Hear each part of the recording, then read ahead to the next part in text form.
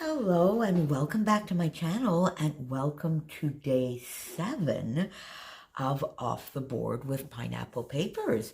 And of course, as every day, as I mention every day, please make sure you pop on down below and see everybody who was playing along today. There are some lovely, lovely friends playing along every day. Other lovely friends that are playing along on specific days, and others that are just jumping in whenever they can.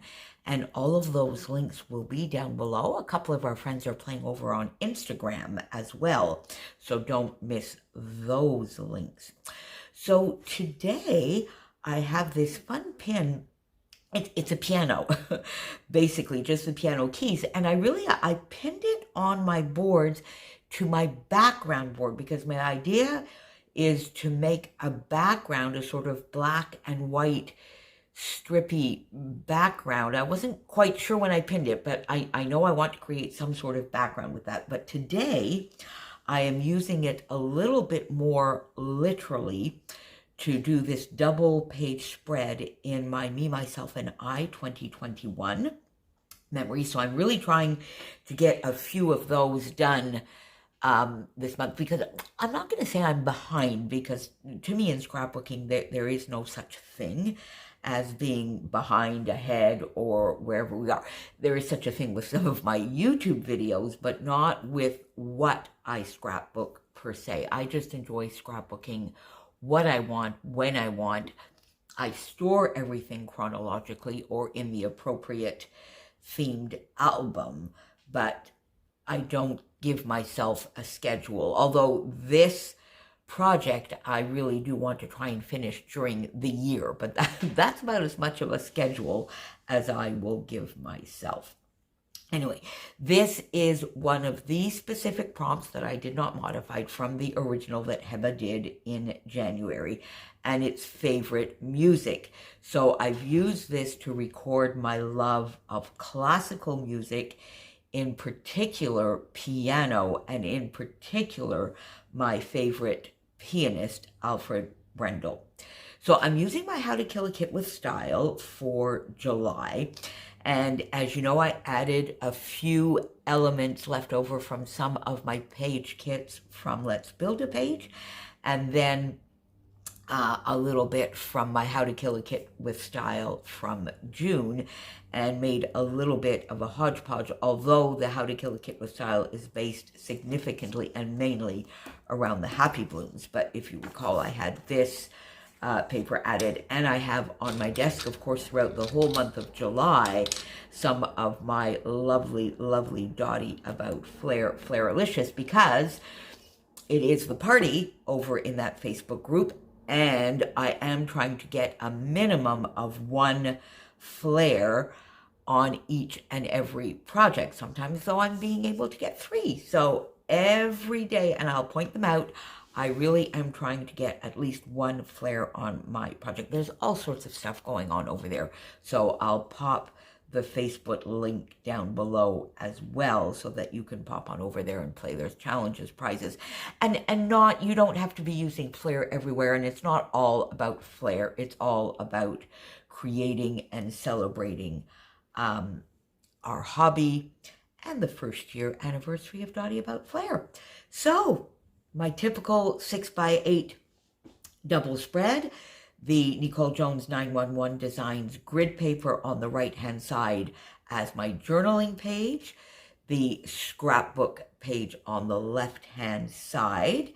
And here I sort of went for a little bit of a fun diagonal design across the 2 pages. And this was a little bit by accident, because this is a 6x6 paper from the pad, of course. I cut it the way I wanted it on the left-hand side, and then just popped this over on that side. And then when I finished creating this little part here, because I wanted to bring in the same elements, bring them over to the right-hand side, I felt that was a lovely continuation, and decided to just do a very small one down here with the pink following on, and then using this lovely teal, which is an older Stampin' Up! Paper and not part of the Happy Blooms from Pinkfresh. So I got that down, and I love that design, and it doesn't require much in the way of decorating because the design itself is quite decorative, I find. So I just mounted my photos, a little collage here up on this 6x6 paper from the paper pad as well. Pop them pretty much in the middle of the page. And then simply, and this time I put my title over on the left-hand side. I've traditionally been putting it over on the right here with the journaling, but it fit perfectly here because I really wanted to get that little banner in here and this lovely flare to up in the top there, Helen, there we go, getting our tops and corners done. And that left me a perfect spot for the title because I also wanted to get this butterfly up here. So music, which you saw me bring in to the kit from my June leftovers. And I've got these lovely tiny typewriter font letters from Nicole Jones 911 that I told you I wanted to try and use a little bit more of in July. So I'm going to try and get those used on as many pages as I can as well. Then just over here, and then I just put one little puffy sticker from the Happy Blooms collection to do a little bit of a rappel from this one over here. And after being a bit of a new age music buff in the 90s, I did a lot of relaxation, music listening, and meditation in the 90s. My work at the time was rather stressful, and it was quite helpful to me. But in the 90s, I discovered classical music at the end of the 90s and the early 2000s, and I realized that it could be just as relaxing, not quite as sleep-inducing, but it could also have a lovely, lovely intensity. So it brought together for me a lot of different styles of music, even rock and roll, if you can believe that. So it brought in a lot of different types of music for me, and it remains my favorite today, along with flamenco. I do love some flamenco. Discovering composers, and in French we call them interprètes. I don't know in English what is interpreter. That interpreter is languages, isn't it? Performers? I don't know, but in French the word is interprète, and that's really what I mean here for sort of people like the lovely and talented Alfred Brendel. Became an integral part of my backpacking trip. I also discovered that I love piano and violin at times, and my favorite pianist is Alfred Brendel. In Prague, I discovered Dvorak. In Vienna, I visited the cemetery, of course, and many, many of the great composers' burial sites, like Beethoven, many, many, many of them. In Leipzig, it was all about Bach, of course. Spain was all about flamenco, but also about Rodrigo, classical composer. I went to lovely lunchtime concerts at St. Martin's in the Fields in London, churches in Vilnius, Riga, Barcelona, and Leipzig. That was in Leipzig. That was one of the most amazing memories I have with the organ, and I believe, is it St. Thomas? The church, yeah. And the organ there, it was really, it made your skin tingle. It was just so amazing.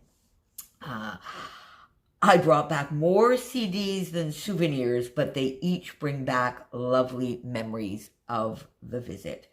I've not been listening to enough music over the last year and a half. I've been, for some reason, a little bit more in silence when I'm doing one thing. Even scrapbooking, I've been scrapbooking a little bit more in silence, every once in a while doing some YouTubes, but then I find if I put a YouTube video on while I'm scrapbooking, then I have to rewatch it so I can watch it. So I've sort of gone on to, if I'm listening to music, I'm listening to music. If I'm scrapbooking, I'm scrapbooking.